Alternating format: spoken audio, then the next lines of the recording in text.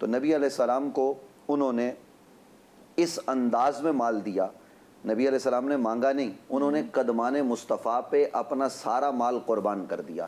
اور قرآن مجید فرقان حمید نے کیا کہا؟ قرآن کہتا ہے وَوَجَدَكَ ضَالًا فَهَدَىٰ, جب ہم نے آپ کو اپنی محبت میں وارفتہ پایا تو ہم نے آپ کو راستہ عطا کیا. اور پھر قرآن کہتا ہے وَوَجَدَكَ عَائِلًا فَأَغْنَىٰ, کہ ہم نے آپ کو جب بے مال پایا, آپ کے پاس مال نہیں تھا تو ہم نے آپ کو غنی کر دیا.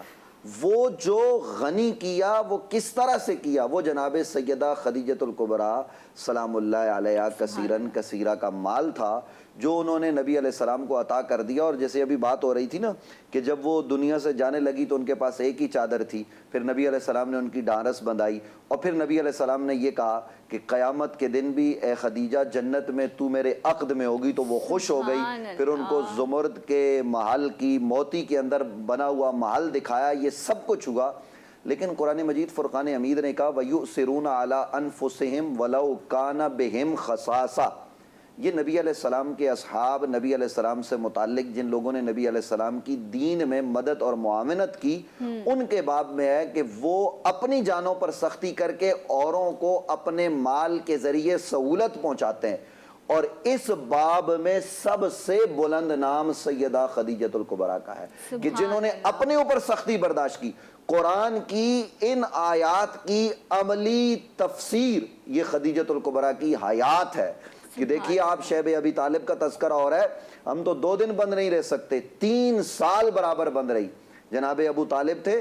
اور پھر آپ اندازہ لگائیے کہ یہ وہ عظیم لوگ, ان کو امت کی ماں نہ کہا جائے تو کیا کہا جائے, یہ وہ عظیم ہستیاں ہیں کہ جب دنیا سے پردہ فرما ہوئی تو نبی علیہ السلام نے کہا کہ میرے لیے یہ سال غم کے پہاڑ لے کر آیا ہے.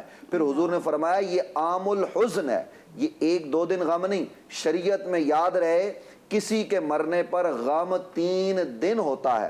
3 دن کے بعد ہم روٹین کے کام کرتے ہیں, بڑے سے بڑے واقعات ہمارے شہر میں ہوتے ہیں, ہمارے ملک میں ہوتے ہیں. آپ دیکھیے گا کرونا وائرس ہے, یہ جب ختم ہوگا تو ہم پھر روٹین کی زندگی شروع کر دیں گے. نبی علیہ السلام نے عام الحزن جناب ابو طالب اور جناب سیدہ خدیجۃ الکبریٰ کے وصال کے سال کو عام الحزن قرار دیا, پورا سال غم منایا. اور یہاں بیان ہوا پھر ساری زندگی, میں صرف یہ بات ضرور عرض کروں گا, ساری زندگی نبی علیہ السلام جب تک حیات رہے سیدہ خدیجہ کا تذکرہ روز کرتے رہے.